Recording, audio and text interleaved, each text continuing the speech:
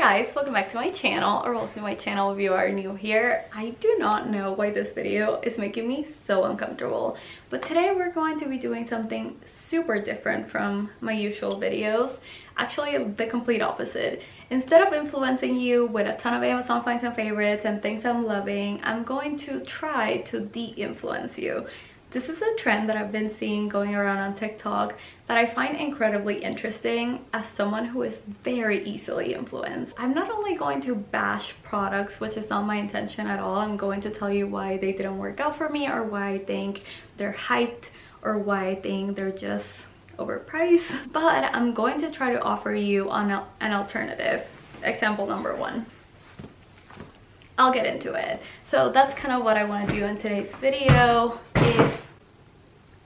Let me know if you bought something, even from my videos or from TikTok or from recommendations of other people, that you were like, why is everyone raving about this? Why is this sold out? That's how I feel about a lot of these products. So I'm actually super excited to chat with y'all in the comments. Follow me on Instagram if you haven't already, and let's get into it. I hate talking about this thing because it's so polarizing. Some people love the Dyson Airwrap, some people despise it, and some people just want it so bad they don't even care. I've had this since 2020. I actually found mine at none other than Marshall's for $300. I'm actually glad that was like my journey to buying it, because I'm glad that I can constantly reference it when I'm talking on my YouTube channel about it. And also, like, I do love the blow dryer feature. If I were to do it all over again, I probably would just get the Dyson blow dryer. Is it good? Yeah, probably less damaging than any other hair tool that I have. I'm not personally a fan of the curls, especially on my natural hair without hair extensions. It makes my hair look so short. Compared to a curling iron, it makes my hair look so weird. It also doesn't last. I've tried everything, y'all. I've tried all the tutorials, all the things. It's just not for me. Do I regret buying it? 110%. I've considered selling it a million times. I do think it was a waste of money on my part. That being said though, with that long rant, do I think the Shark styler is better? I don't know, I've never tried it. But objectively, I don't think beauty tools need to be this expensive. Like, it's truly insane. And how normalized it has become on TikTok. 15-year-olds doing their hair with their Dyson when this is $600 is mind-boggling. Like, so crazy. And it's just not normal that it's so expensive, no matter how good the technology is. You know, test it out, and if you don't like it at that moment, chances are you're not gonna like it long term, so return it. Like, that's all I gotta say. Use it for those 30 days, use it as a trial, and if you don't see yourself reaching for it, if you see yourself reaching out like for your $50 straightener, chances are you will continue to do that, so return it. Like, trust me, it's not worth having it sitting there just to say you have a Dyson Airwrap or a Shark styler or whatever. I love the Anthropologie Primrose mirror. I think it's a stunning mirror. It adds so much character to a space. I have the 7-foot version. I have the 3 feet. I'm staring at one right now that is like the tri-tip. I don't know. I can't speak English, as you all know. I've spent a lot of money on those mirrors. Like, the call is coming from inside the house. Almost all those mirrors are not worth the money, and hear me out. The only one that's worth the money is the 7-foot one, because before I purchased it, I thought it was insanity to spend that much money on a mirror. So I researched and looked for dupes and looked for even like not even identical mirrors that size. They were either more money or they did not exist. That's the only one in my opinion that's worth it. So many companies have been coming out with alternatives for the smaller versions. Even this one, I did not plan that lives there. That's from Hobby Lobby. I paid maybe $34 for that. I have an identical like alternative from Amazon in our powder room to the 3 feet one. Identical, like identical. That was not English. Anyway, the Anthropologie one was like over $500. It's a little bit bigger, just like a smidge, but y'all, the Amazon one is like 120. Don't buy the little ones, buy the alternatives. So like, this one's gonna make the girlies mad, but hear me out. All throughout the fall, when these started becoming really popular, selling out, I kept telling myself, you're not buying those, you are not buying those. And the only reason why I even consider buying them, I've never liked Uggs, I don't think they look good on me, was because they were so popular. Like, they were selling out, they were so hard to get, and it was just something about that like excitement that made me want to get them. They're from DHgate. They were $50, and I think they're great. I've been wearing them ever since I got them. They're very cute shoes for the fall and winter time, but as I've said probably in every video on my channel, I live in Houston. I don't need to be spending $150 on slippers or these kind of boots and shoes when I know I'm not going to wear them year round, and even if I am, they are most likely going to get ruined. So you can get the Amazon pair. They're not identical by any means, but they're kind of the same idea. They have the little platform. Actually, that's not little at all. It's a huge platform. And they are both suede. I've had the Amazon ones for way longer. And honestly, y'all, I have not been taking care of them at all. If I would have paid $150 or more for these shoes, I would be pissed. Just keep it in mind, like, are you buying it because it's trendy and everyone has it and it's constantly sold out? Or do you actually want them and would use them and like how they look on you?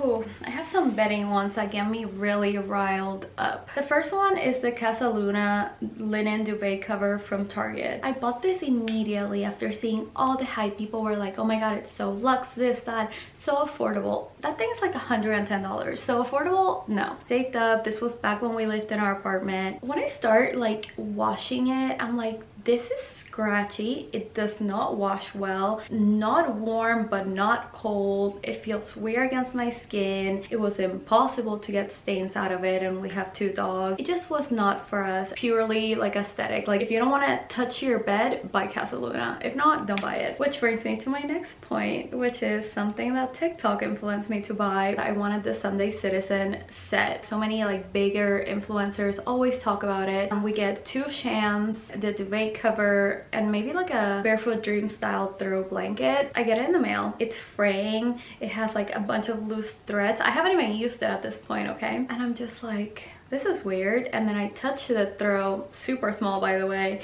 and it's literally identical to the ones that I get from Amazon that are $24, but this one is $90.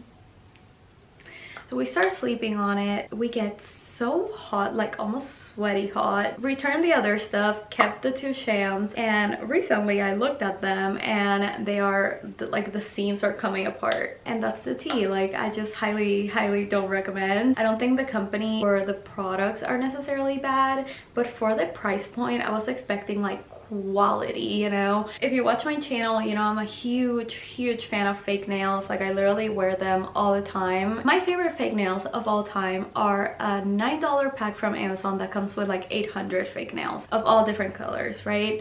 And those last me about a week or so, but sometimes I treat myself to like a nicer pair of fake nails. Like usually they have like some sort of trendy design, but I've tried like 4 other designs from this specific brand. They barely last. The designs chip off almost immediately. The thickness, the glue, like nothing like justifies, in my opinion, that they should be the price that they are. Keep doing the same thing. I don't know why. Like the designs, I guess, just get to me. Another one that I've tried is Olive and June. Those are a little better. For some reason, when they break, they snap in half. My only favorite ones, and the ones that I like the most, are these from Urban Outfitters. I forgot the name. Chill House, maybe? They have the cutest designs. The actual sizes are pretty good. Like they usually work for my nails. I only wear them like if I'm going on vacation or something like that. So I guess this is not a diss to all fake nail companies. Like I'm sure some of them are great quality and it's just me and my terrible nail beds, but if I were you, I would just get the pack from Amazon. They work just as good. I'm going to briefly discuss the Stanley Cup situation because as you can see,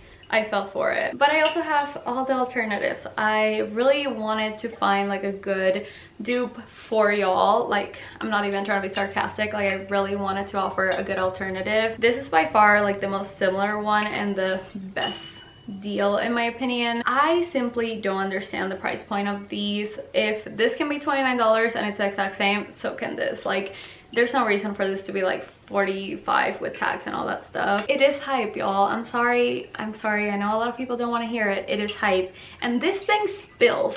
And it also doesn't have a stopper for your straw. And guess who loves pulling straws? Children.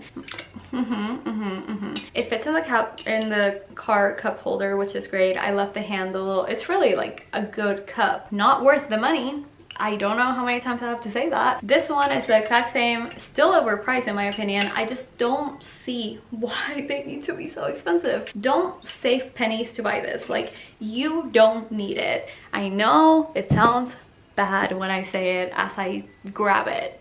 You don't need it. And if you want it really badly, get a dupe. I promise they're the exact same thing.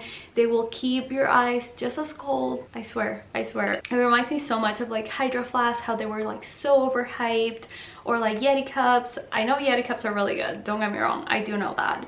But what I'm saying is like the hype will die down and you will look at your cupboard in like 10 years, maybe 5, and be like, why did I spend like $300 on these cups? That's crazy. And there's gonna be a cup in 2 years that's gonna take over the hype of this one, and so on and so forth.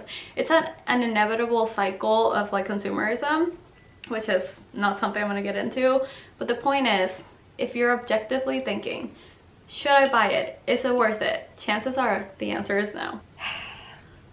Back in July of last year, I want to say July, I had a saga happen to me. A very interesting situation, if you will. I discovered a spider on our couch. I slightly overreacted, and that led me to get rid of said couch and buy a new one. This all happened within like 48 hours, mind you. And what couch did I buy without doing any research and because of TikTok? The famous Costco cloud couch dupe. I have 3 dogs, I have a toddler. A white couch, as aesthetically pleasing as it is in my life and to my eyes, has been the biggest pain in the ass. There it is. I know a lot of people in my personal life wanted me to admit it. There it is. I hope y'all are happy. I love it though. I love how it looks, but does it take a lot of time and effort on my part to keep clean? Yes. I bought this couch because of 2 reasons. Number 1, it was pretty inexpensive compared to other couches. Number 2, it got here in 2 days, which is actual insanity. So that was my reasoning back then. Looking back at it, it was a very impulsive decision. It was like a panic decision because of the spider, and I shouldn't have done that. If you're looking for a couch though, think to yourself, should I get a white one? More likely than not, English. The answer is going to be no. Unless you're like child free and you don't have dogs or cats, because I can't imagine cats and a white couch and, you know, the situation. Don't do it. Don't do it. Couldn't recommend it less. Am I gonna keep that couch? Do I like it? Yes, I do. I love the fact that it's like modular, so I can like move things around if I need to. Also, I did not measure said couch. I just assumed it was gonna fit. It does fit. It's a little cramped. Anyway. Oh, another thing that I don't love about it, everything comes off, like all the pillows and the cushions and blah blah, except for the ottomans. And that was like a big mistake because my dogs and my daughter have done things to them. You don't need to know. It's impossible to clean. Do not buy a couch on a whim. Do not. I don't care what you're doing. I don't care if you're sitting on the floor for 6 months. Do your research. I actually loved our couch before, except for the color. The more I think about it, the color was just not it. Go to Living Spaces, buy a Utopia couch. Get a performance fabric. This one is a very interesting hill I'm willing to die on, and hear me out because it's so insane that I'm so passionate about this. Recently we were at Williams Sonoma and I started like seeing all these beautiful olive oil bottles that were insanely priced. I'm talking like $38 for like a bottle this big, and I was like, what makes it so special, you know? And there's something to be said, you know, about the art of food. And my dad is Spanish. I've been to incredible restaurants in Spain. I know the difference good quality olive oil makes. My family never cooked with anything that wasn't olive oil, okay? Like, I respect the olive oil industry is what I'm trying to say. But y'all, I could not justify spending that much money on a bottle of olive oil. I just can't. So my alternative here is to go to Trader Joe's. I'm obsessed with Trader Joe's. It's truly an incredible establishment. They have really good quality olive oils, borderline comparable to those expensive ones, for like less than $10. And they come out with seasonal ones, really special ones like from Greece and from Spain and Italy, and you get to try so many good quality olive oils for a fraction of the cost. That's my gripe with the olive oil industry, I guess. It's such a weird thing that I feel so insanely passionate about, but I do. I just do. I just think it's a waste of money. Now that I feel like I pissed off a lot of people, that's my video for today. I actually don't mean to piss anyone off. I totally respect the influencers and the consumers that really like these products. This is just like my personal opinion and my personal journey with these products, and my whole like de-influencing is really not to like bash anything or like do not shop. Like, I know a lot of people are like that, like don't spend, consumers and blah blah. I would be a hypocrite if I sat here and told you not to do that, because I literally constantly push things on my channel that I like. But it's to kind of like put things into perspective, kind of like I did the Amazon fails, returns, things that didn't work out for me. So hopefully this video is helpful. Hopefully no one gets offended by what I said, and hopefully you found it helpful in a way where you're like, maybe I don't need to spend $600 on a blow dryer slash hair tool. But that's all on you. I don't know. Let me know how you guys feel about this video. Why am I uncomfortable? I don't know either. Anyway, I love you guys so much. Thank you guys so much for watching. If you want to see a part 2, I certainly have a ton of products that I couldn't even get through because I talked a little too much. So let me know if you guys want to see that. I will talk to you guys very soon in my next one.